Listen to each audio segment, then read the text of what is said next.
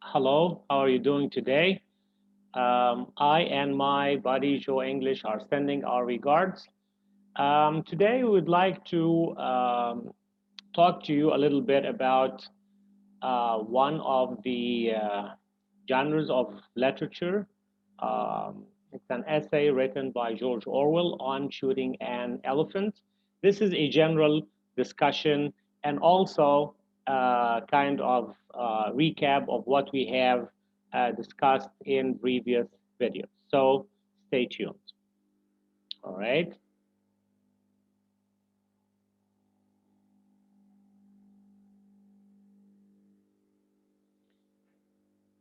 So today I would like to discuss with you some questions on Shooting an Elephant by George Orwell. Let's start with the first question. What type of essay is Shooting an Elephant? We know that George Orwell wrote this about himself and about his own job when he was a police officer in Burma in the 1920s when he was young. And so it's an autobiographical essay. Autobiographical when someone is relating incidents from his own life. All right. And also, it's a reflective essay because he reflects on what happened in Burma when it was under the British rule back in 1920s, and his job as a police officer, and how does this, affect him positively or negatively? How does this relate to um, or how this relates to his own views and ideas about colonialism and so forth. So, this essay is an autobiographical essay and a reflective essay as well. What is paradox and where is it evident in the essay? Well, paradox is a statement that appears to be contradictory. There is a discrepancy in that situation. It is evident in the essay between the role of George Orwell, the writer, his own beliefs as a writer, who believes in freedom, believes in nations choosing their own destiny, and who is totally anti-colonialism and anti-imperialism. But at the same time, he worked as a police officer in Burma when it was under the British rule. So somehow he was representing the British Empire or that colonialism he himself doesn't like. Okay, so there is a paradox in that essay. Let's consider another question. Why is there ambiguity in the essay? The ambiguity, as we just said now, comes from this kind of discrepancy or paradox between George Orwell's own beliefs about freedom and choosing one's destiny and nations choosing its own destiny and so forth, and his own job as a police officer in Burma back in the 1920s when it was under the British rule. Moving on to another question. What writing technique did Orwell depend on his presentation of the climax of the incidents? It was cause effect technique. What is the setting of the essay? As we know, in when we discuss genres of literature, so the setting is usually the place and the time.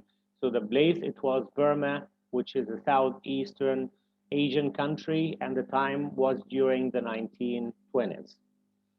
All right, moving on to another question. Were the Burmese pro-European or anti-European and illustrate? The Burmese were anti-European and they were anti-British in particular. They used every possible opportunity to make life difficult for the British. For example, they would spit beetle juice on them or yell insults at them. And why is that? Because they were under the British rule, they were suffering from poverty. They felt that their freedom is restricted.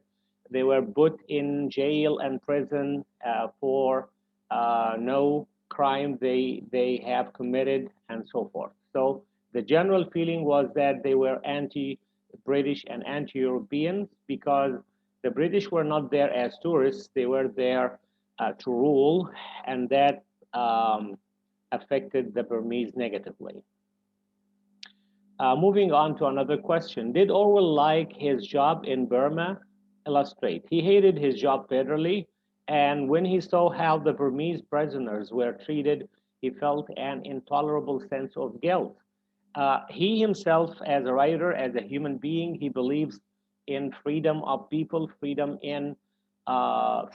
of nations to choose and decide on their own destiny. However, he had to work at the time as a British police officer in Burma, which was under the British rule.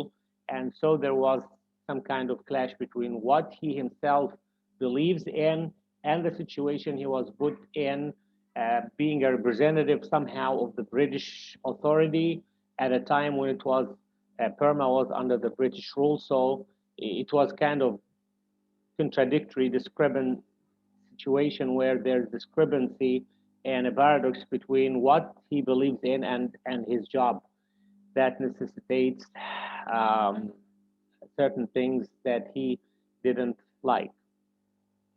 The elephant had gone must. What does it mean? You know, male elephants at a time, they just have a frenzy of, madness and they go about destroying things around them. What damage had the elephant caused before the arrival of Orwell? Destroyed a bamboo hut, killed a cow, raided a fruit stall, and devoured the stock. It had also killed a coolie, which is a laborer or worker from the south of India. Okay, was Orwell pro-imperialist or anti-imperialist? Orwell was anti-imperialist. He had these ideas about freedom, and as we explained earlier, he was all against colonialism and so on. And he thought even that the British Raj and uh, uh, you know is evil and unbreakable tyranny, having an empire and putting countries under the British rule. He didn't like any of these things, and so he hated his job as a police officer in Burma, and he felt that sense of guilt because he was an officer at the time, even if he didn't do something bad to the Burmese, but what he represents, the authority he represents, he didn't like that because this was against his own ideas and his own beliefs about colonialism and imperialism that he didn't approve of. How should the elephant be shot technically? Should be fired from ear hole to ear hole, and explain the death of the elephant and what does it symbolize. The elephant, after being shot multiple times, its death was painful and slow, and it took like half an hour after he was shot to die slowly. So what is that? What does the elephant symbolize? Actually, the elephant and its fit of craziness, represents the British Empire, symbolizes the British Empire, and that some in from the Orwell's point of view, it was, as he said, something evil and that should be ended. And killing the elephant is symbolic of the decline of the British Empire that began to lose countries one after the other, where countries gained their freedom and independence, and also about the slow death of the elephant symbolizes that this British Empire, vast as it was, didn't collapse all at once, but it took some time to disintegrate or to come an end, but slowly over a period of time. So this is all we have to talk about today. Just read that essay and enjoy it as a work of art, and enjoy the ideas of George Orwell as a person, and his own ideas about imperialism and colonialism, and how does this relate to his job as a police officer at the time, how he hated that job, not because he did something bad to the Burmese, but because of the authority he represents, and because this was contradicting his own beliefs and ideas. We will continue discussing other works of art in coming videos, so stay tuned. I will see you in the next one. Bye for now.